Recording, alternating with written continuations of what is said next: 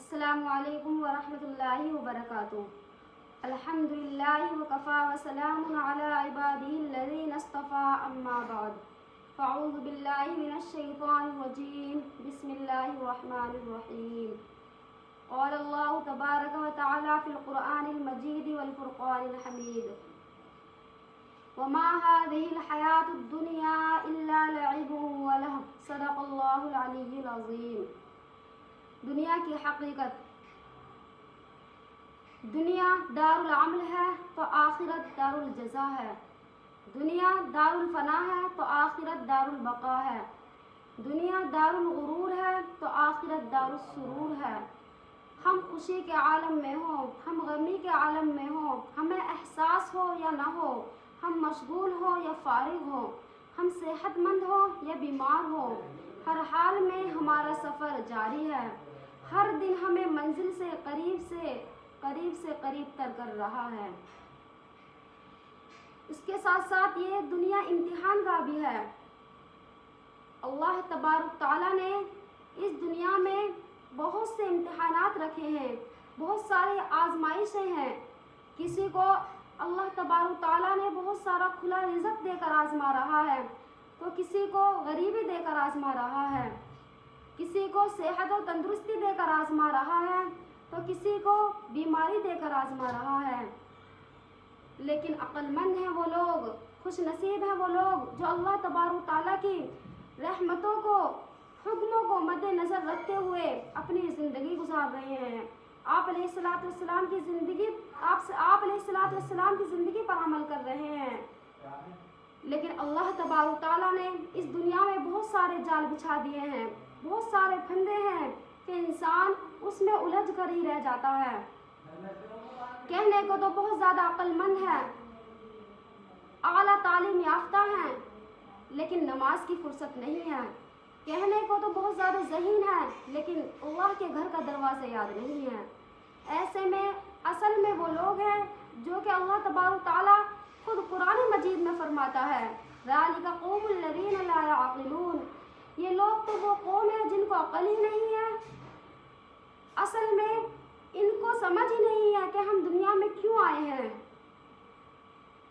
اس کے ساتھ ساتھ یہ دنیا کھیل تماشے کی جگہ ہے۔ اللہ تبارک تعالیٰ خود قرآن مجید میں فرماتا ہے: وَمَا هَذِهِ الْحَيَاةُ الدُّنْيَا إِلَّا لَعِبٌ وَلَهْوٌ۔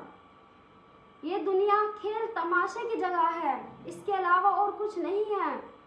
اللہ تبارک تعالیٰ نے کھیل تماشے سے ہماری زندگی کو کیوں تشبیہ دی ہے؟ کھیل تماشا گھڑی دو گھڑی کی بات ہوتی ہے۔ اگر غور کرا جائے، اگر ہمیں احساس ہو، اگر ہم اپنی گزری ہوئی زندگی کے بارے میں احساس کریں، تو ہمیں اپنی گزری ہوئی زندگی چند سال کی زندگی لگے گی۔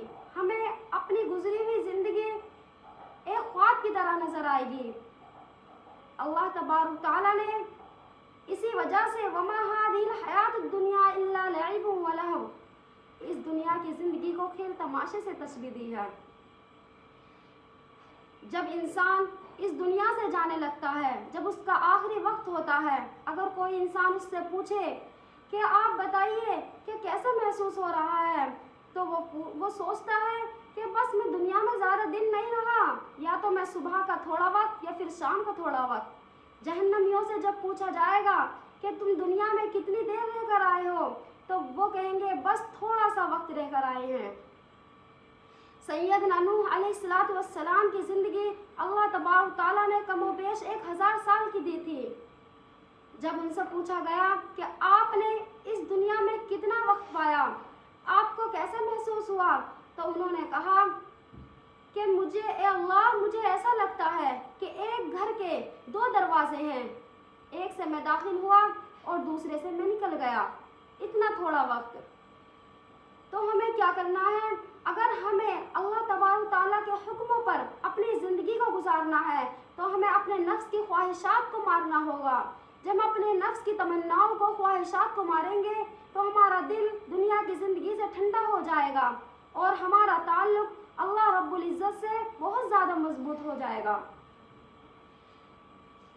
اس کا مطلب یہ نہیں ہے کہ بہت سے لوگ کہتے ہیں کہ دنیا اگر ہم چھوڑ دیں، دنیا ہم چھوڑ دیں تو اس کا مطلب کیا ہے؟ اس کا مطلب یہ نہیں ہے، اس کا مطلب تو یہ ہے، کئی دوست تو یہ کہتے ہیں کہ دنیا سے مراد سب کچھ چھوڑ دینا ہے اور ایک غار میں جا کر عبادت کرنا ہے۔ مولانا روم رحمۃ اللہ علیہ فرماتے ہیں اللہ سے غافل ہو جانے کا نام دنیا ہے، اللہ تبارک تعالیٰ سے غافل ہو جانے کا نام دنیا ہے۔ مال و دولت کا جمع کرنا، بیوی بچوں کا ہونا، کام کاج کرنا، اس کا نام دنیا نہیں ہے۔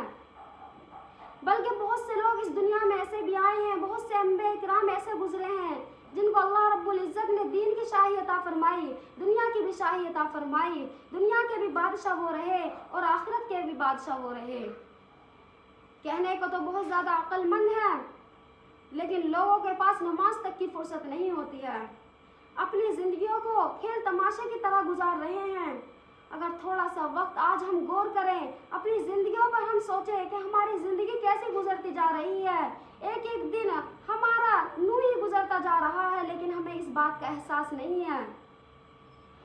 ہم آج اسے اپنی زندگی کے بارے میں غور و فکر کریں، تھوڑا لمحے کے لیے سوچیں کہ ہم اپنی زندگی کو اللہ تبارک تعالیٰ کے حکموں پر گزاریں گے، ہم اپنی زندگیوں کو اللہ رب العزت کی خوشنودی حاصل کرنے کے لیے گزاریں گے، تو اس سے اللہ تبارک تعالیٰ کی محبت بھی ہمارے دل میں آئے گی اور ہماری آخرت میں اس طریقے سے ہماری آخرت میں بھی تیاری ہوتی رہے گی اور اللہ رب العزت مرنے کے بعد تھوڑا سا مقام ہمیں بھی عطا فرما دیں گے۔ تو ہم آج ہی سے کوشش کریں کہ ہم اپنی زندگیوں کو اللہ رب العزت کے تابع کر دیں، ہم آپ علیہ الصلوۃ والسلام کی سنتوں کو زندہ کرنے میں لگ جائیں۔ بس میں آخر میں یہی کہوں گی کہ اللہ رب العزت ہمیں بھی اور آپ سب کو اپنی زندگیوں پر اور اپنے حکموں پر عمل کرنے کی توفیق نصیب فرمائے۔ السلام علیکم ورحمۃ اللہ وبرکاتہ۔